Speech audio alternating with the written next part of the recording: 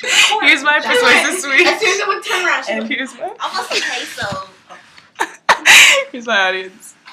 5 of them. Okay. So, how many of you have had to choose a gender on some important kind of like government document?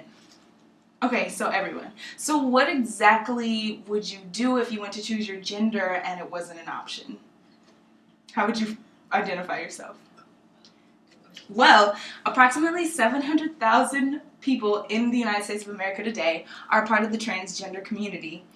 And they are gaining more members, but they are still lacking in rights. So I feel personally that I'm an advocate for all different types of minority groups. And I firmly believe that regardless of gender, race, even mindset, I think everyone should have all the same rights and equalities, regardless.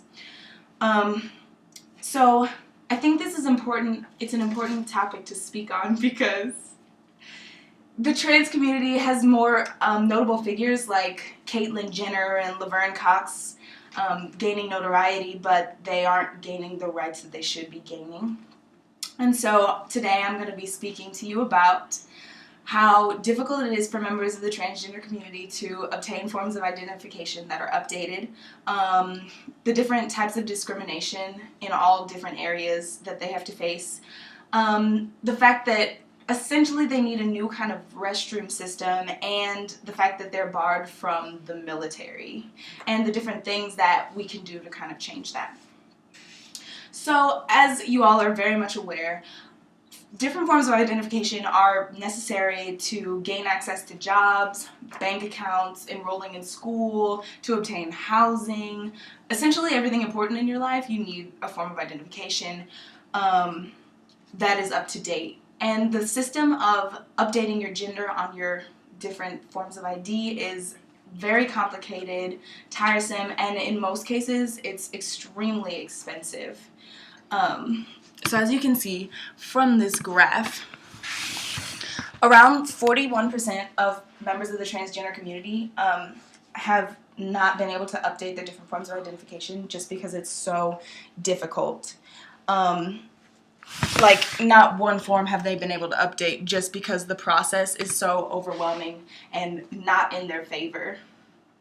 And then when you don't have forms of identification, it leads to denial of employment, loss of voting rights that they've earned just being an American citizen. You can't do it once your gender doesn't match what it appears on your form of identification.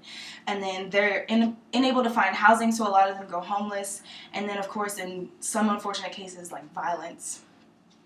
And the way to go about fixing this would be to remove, the court orders for proof of, surgery to get your IDs updated, because that's part of the difficult process to get it updated. You have to have, court orders specifically saying that, yes, I went through this gender reconstruction surgery, it was necessary, but if they don't agree, then they don't have to update your ID. Another thing that members of the transgender community face are various discrimination in a variety of places. So according to the National Transgender Discrimination Survey, 20% of transgenders were evicted or straight up denied housing just for being transgendered. 78% of trans students have been harassed or assaulted. 50% were harassed on the job, and 26% lost a job just due to bias alone. So just the fact that they were expressing the gender that they feel they are denied homes, jobs, etc.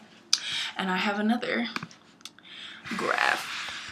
So here's a graph of the United States, and it's telling you about how only 16 states ban the employment discrimination on transgender.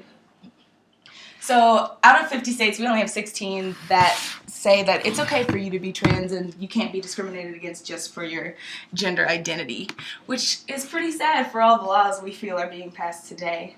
To fix this, I think we need specific non-discrimination laws that translate into fair treatment, because some of these laws don't always translate, and it needs to cover the entire United States and not just the 16 states that we have.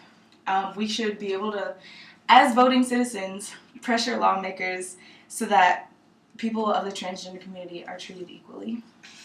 Another issue they face that other people might not think about is using the restroom. Like, you and I may not think it's a serious concern at all, it's just something we go and do, but it's a serious concern for members of the trans community because it's typically uncomfortable and unsafe. So it's uncomfortable when a trans person walks into a restroom and they meet like judging stares, muttered comments, and like double takes. Because, I mean, who really wants to walk into that? Certainly not myself.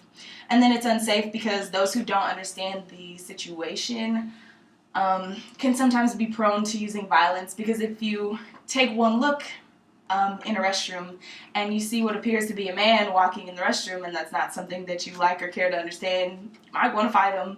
But I don't really think that should be the first answer.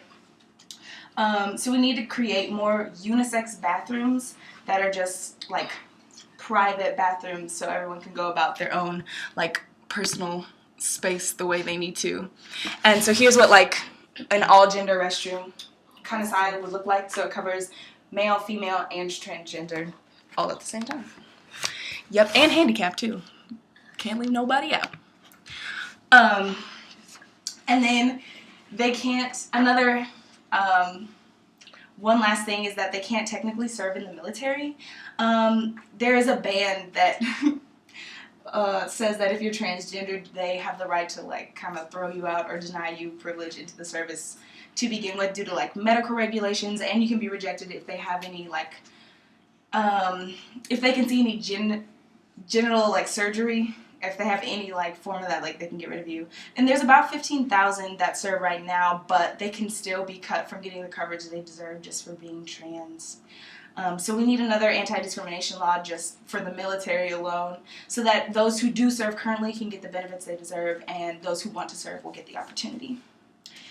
So just to keep in mind the few short points, we need to make obtaining identification easier. For those who are transgendered and need to update their IDs. We need to pressure lawmakers for better anti-discrimination laws, especially for jobs. Unisex bathrooms need to become more common so everyone can feel comfortable and safe. And we need to make sure our military is inviting and serves everyone that is a part of it. Because with the help of the majority, this can be one less minority group suffering from injustices and inequality. And here's my audience again. Yay!